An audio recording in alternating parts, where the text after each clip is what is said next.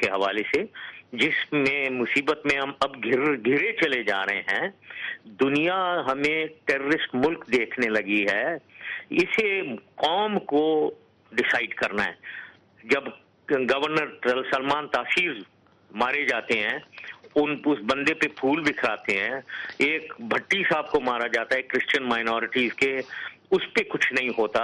ये चीजें दुनिया देख रही है और वो समझ रही है हम तो एक बहुत ही टेररिस्ट किस्म के एक्सट्रीमिस्ट मुल्क हैं। ना ये अगर हमें चाहिए तो फिर तो हमारा मेरे ख्याल में हम सोमालिया की तरफ चलने लगेंगे, क्योंकि लॉ एंड ऑर्डर पूरा ब्रेक डाउन हो जाएगा। ये रिलीजियस जीलॉट्स जो हैं ये पूरा कंट्रोल करने लगेंगे पाकिस्तान को, तो फिर अल्लाह हाफिज है पाकिस्तान का। तो आज पाकिस्तान में जितने भी लोग हैं, खास तौर पे मैं कहूंगा मॉडरेट्स, इनको उठना पड़ेगा। ये नहीं डरें, ये डरते हैं और हुकूमत भी डरती है। बहुत लोग ये अलकायदा का नाम नहीं लेंगे, उसामा बिन लादेन का नाम लेते हुए डरेंगे। ये कहने से डर रहे हैं कि भाई मारा गया, अच्छा हुआ पाकिस्तान के लिहाज से, उसने तो वॉर डिक्लेयर की भी थी हमारे मुल्क से।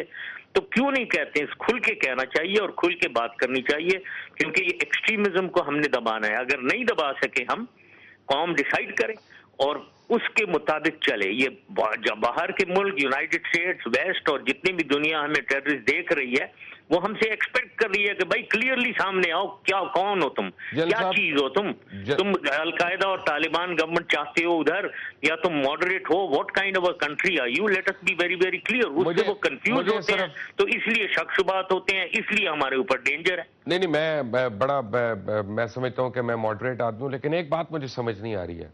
जब मॉडरेशन के नाम पे अमेरिका अगर आधी दुनिया के ऊपर तहस नहस कर दे, तो उसमें जेलस कौन हो गया, उसमें फंडामेंटलिस्ट कौन हो गया? वेपन्स ऑफ मैस डिस्ट्रक्शन के लिए वो इराक में गया, उसको वो वहां पे नहीं मिले। अफगानिस्तान में जिस चीज के लिए गया, अब वो हदफ पूरा हो गया है, लेकिन वो मजीद अब धमकियां देने पे आ गया, अब उसकी तोपों का रुख पाकिस्तान की तरफ हो गया है, ईरान को थ्रेट कर रहा है। ये कौन सी मॉडरेशन की बात कर रहे हैं? देखें मुबश्शिर, ये हमारे साथ प्रॉब्लम ये है कि हम देखें, इस दुनिया में अगर हम समझते हैं बिल्कुल बराबरी और जस्टिस और ऑनेस्टी, फेयर प्ले है, वो नहीं है जी। Let us understand this world. ये दुनिया जो है ये बड़ी जालिम दुनिया है। तो इसलिए आप ये छोड़ें, इराक में हुआ तो इसलिए हमारे नहीं होना चाहिए जी, अफगानिस्तान में इसलिए हमें, उसको छोड़ें जी। अफगानिस्तान में उन्होंने जो कुछ किया बहुत बुरा किया, लेकिन यू कैनॉट टेक दैट। अभी आप किसी को कहें भाई आपने वहां किया था ना, तो आप हमारे साथ ये करें, कोई भाव सौदा नहीं हो रहा है, ना आपकी बातें सुन रहा है। आप अपने आप को समझें और उनसे अपनी ताकत जो कुछ भी है, जो कुछ भी आपकी लीवरेज है, उसे इस्तेमाल करें और अपने बारे में सोचें।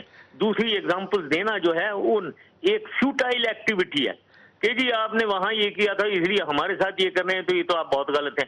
आप हम यहाँ बैठे नहीं है दूसरों को मॉडिफाई, दूसरों को ठीक करने में, दुनिया को तब्दील करने के लिए हम नहीं बैठे हुए हैं यहाँ।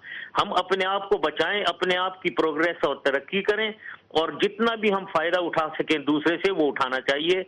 ये वर्ल्ड पुलिसिंग जो है ये ना हमारी काबिलियत है, ना हमें करना चाहिए। तो फिर मुझे ये बताएं, हमारी काबिलियत तो ये भी नहीं थी कि 120 मील अंदर जब 2 हेलीकॉप्टर्स आते हैं और वो तकरीबन कोई 40-50 मिनट का सफर तय करके अपने हदफ यानी एबटाबाद के अंदर एक मिलिट्री गैरिजन के अंदर जाते हैं, वहां 40 मिनट का ऑपरेशन करते हैं, फिर वापस मुड़ के वो 40 मिनट का सफर तय करते हैं और हमारी बॉर्डर के अंदर से निकल जाते हैं। और हमारा बकौल सलमान बशीर के, जो आपके फॉरेन ऑफिस के स्पोक्स पर्सन है, हमारा रेडार सिस्टम जैम हो गया था। तो ऐसा रेडार सिस्टम क्यों लिया? उससे उसकी जगह को एक्सरे की मशीनें ले लें, अस्पतालों में लगा दें। देखिए ये बात है, वो बात बहुत सिंपल है ये कहना। पहली चीज तो पता नहीं किसने रेडार, मुझे ये नहीं मालूम है। वेस्टर्न बॉर्डर पे ऐसा कोई रडार कवरेज मेरे ख्याल में, आई एम नॉट 200% श्योर, ऐसे रेडार कवरेज नहीं है। जैसे ईस्टर्न बॉर्डर पे एक हाई लेवल रेडार्स होते हैं, एक लो लेवल रेडार्स होते हैं। मेरे और जिस पहाड़ी इलाके के थ्रू वो आ रहे हैं, उधर रेडार कवरेज बहुत ही मुश्किल है, डेड जोन्स होते हैं, इतना आसान रेडार कवरेज कोई नहीं होता।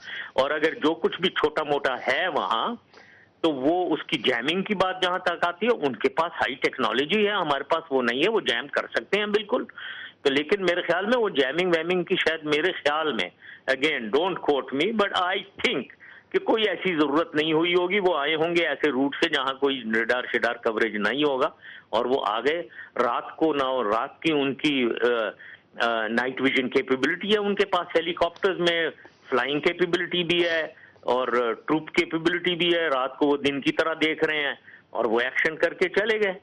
बट पॉइंट इज के इसके ऊपर बात ये कि वी कैन ओनली से कि ये हमारी सॉवरेंटी की वायलेशन है। वाकई में शोर मचाएं, जो कुछ भी करें, उसके अलावा और आदमी डिप्लोमेटिक तरीके से प्रोटेस्ट लॉन्च करने के अलावा और क्या कर सकता है इस वक्त आदमी। तो लेकिन एट द सेम टाइम हमें ये भी देखना चाहिए वो था क्यों वहां एबटाबाद में, हाउ वाज ही इन एबटाबाद। सो ये when we crib, yes, we have to crib against the right points, लेकिन एट द सेम टाइम अपने भी बगल की तरफ जरा झांकना चाहिए। जन साहब, मनमोहन सिंह ने वार्न किया पाकिस्तान को और इंटरनेशनल कम्युनिटी को कि पाकिस्तान ही दहशतगर्दों का ब्रीडिंग ग्राउंड है, और उसामा बिन लादेन वाले इंसिडेंट के बाद मनमोहन सिंह को गलत कहना बड़ा मुश्किल साबित होता है, आसान नहीं लगता।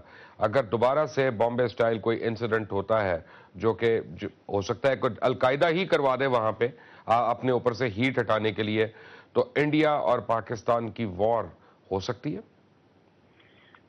देखिए ना, इंडिया, मैं थोड़ा सा देख रहा हूं कि इंडिया से एक दो जगह वो कह रहे हैं कि वाई कांट, ये इंडिया क्यों नहीं कर सकता इस किस्म के एक्शन, और वो डिमांड कोई काफी वो कर रहे हैं। मेरे से भी एक मैं इंटरव्यू दे रहा था तो उधर बात हुई कि क्यों नहीं फिर अब एक्शन हाफिज सईद और दाऊद इब्राहिम के खिलाफ हो, वगैरह वगैरह, इस किस्म की बातें कर रहे हैं। अब now prime minister Manmohan Singh साहब ने अगर कुछ किया और अगर वो कुछ इम्प्लाई कर रहे हैं कि इंडियन फोर्सेस कुछ करें, तो ये उनकी बहुत सख्त गलतफहमी होगी। और अगर इस किस्म का एक्शन ईस्ट की साइड से इंडिया की तरफ से होता है, हमारा खामोश रहना और हमें उसको खामोशी से एक्सेप्ट करना और सिर्फ नियर प्रोटेस्ट लॉन्च करने, अगर हमने ये किया तो ये हमारी महा कमजोरी होगी। हमें ये टॉलरेट ही नहीं करना चाहिए, हमें इसका रिस्पांस देना चाहिए कि हमें बिल्कुल, आप ये ना समझें कि हम छोटा मोटा मुल्क हैं, हमारी बहुत ताकत है और कभी किसी को nobody dares look at us like that. लेकिन तो प्रॉब्लम यह है कि अलकायदा के मोर और लेस 150 से ज्यादा जो लीडर्स हैं वो इस वक्त रोपोश हैं, और अगर अमेरिका ने यह सोचा या ओबामा ने यह सोचा कि वो 150 के 150 या उनमें से 150 जो हैं वो पाकिस्तान के अंदर हैं, तो आइंदा वो कम से कम 100 तो इस तरह के एक्शंस कर लेंगे और हमारी एबिलिटी शायद सामने फिर उसी तरह आती रहे बार बार, तो क्या हमें आदत सी पड़ जाएगी कि हम क्या करेंगे फिर?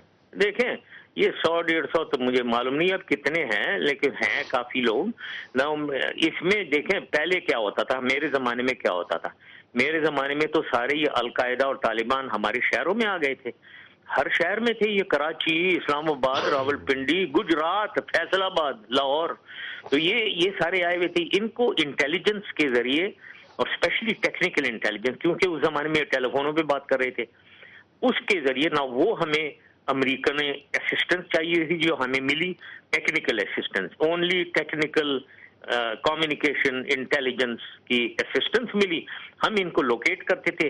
लेकिन एक्ट इन तमाम दर्जनों जो हमने पकड़े हैं, हमारी लॉ एनफोर्समेंट एजेंसी, पुलिस हो या रेंजर हो या एसएसजी हो, हमारे लोग एक्ट करते थे।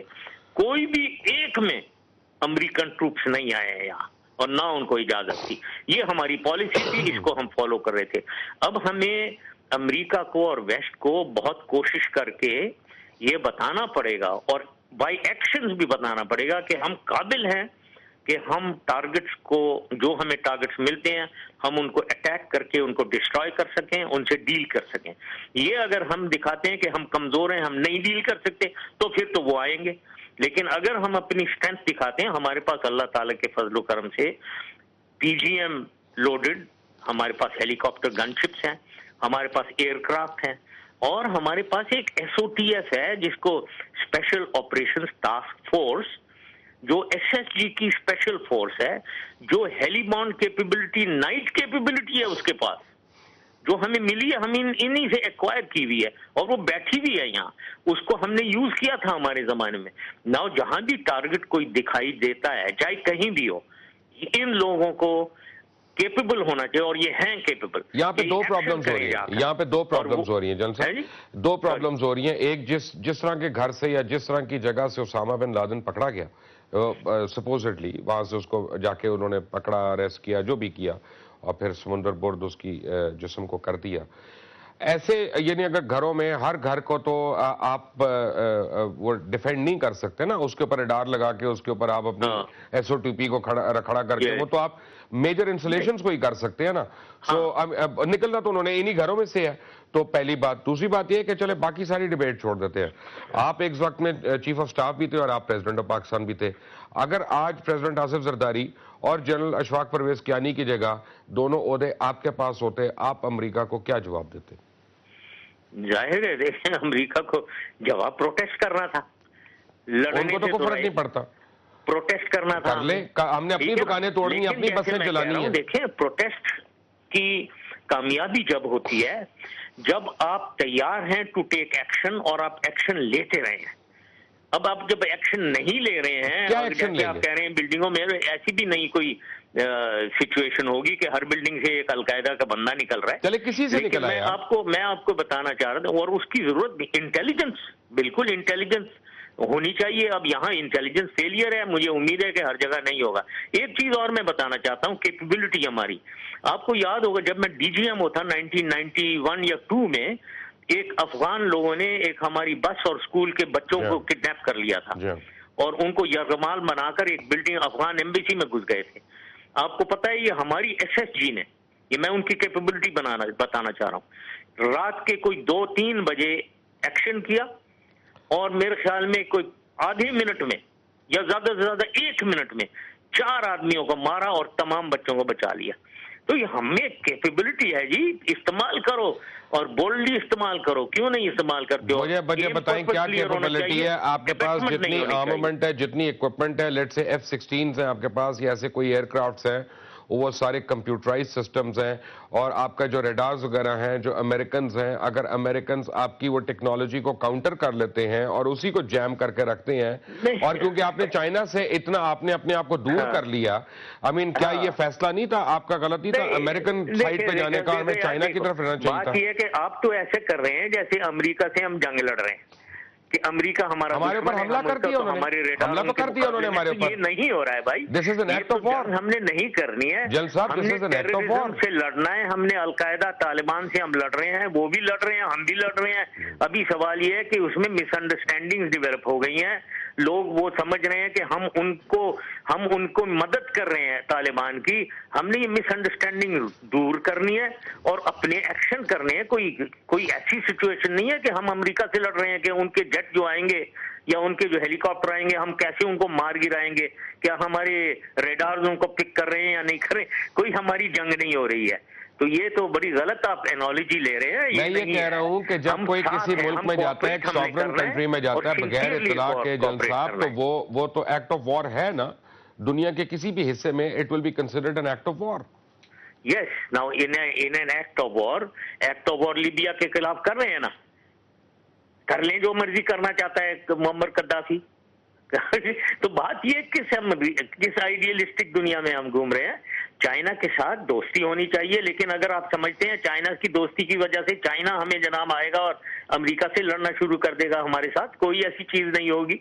तो देखें, let us realize what is the reality.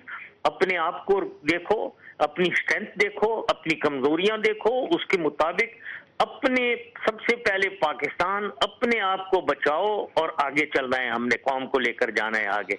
तो इसमें कन्फ्रंटेशन और अनरियलिस्टिक किस्म की कन्फ्रंटेशन हम नहीं कर सकते हैं। अच्छा, जस्ट फॉर द रिकॉर्ड, मैं चलते चलते एक सवाल मैंने आपसे पूछना है। तो अमेरिका आया था, हम कुछ नहीं कर सके। कल को फर्ज करें बर्मा आता है या श्रीलंका आता है, तो उनको भी कुछ करें कि ना करें, जाने दें उनको भी?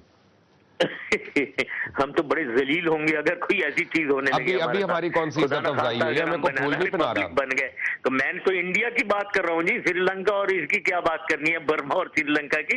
इंडिया अगर आता है तो नहीं आ सकता है इंडिया, बिल्कुल आने की इजाजत नहीं होनी चाहिए। अगर वो if they dare to do that, Pakistan should react.